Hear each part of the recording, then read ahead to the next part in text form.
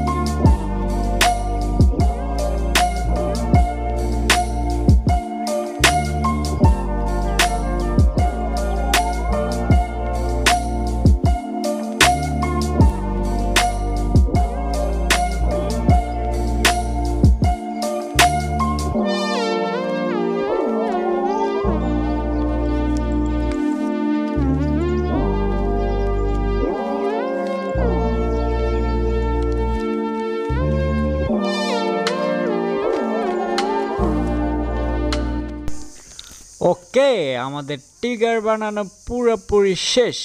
এখন আমরা কানেক্ট করব মোবাইলের সাথে। তা আমরা প্রথমে পাবজিটা ওপেন করে নিলাম, অ্যান্ড এখানে একটু সেটিং করে নিব।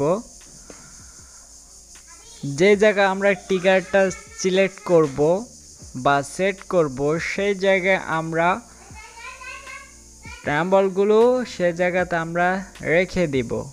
ওকে,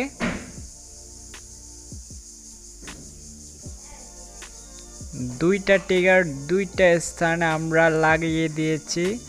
দেখুন কি সুন্দরভাবে স্মুথলি ভাবে এগুলো কাজ করতেছে।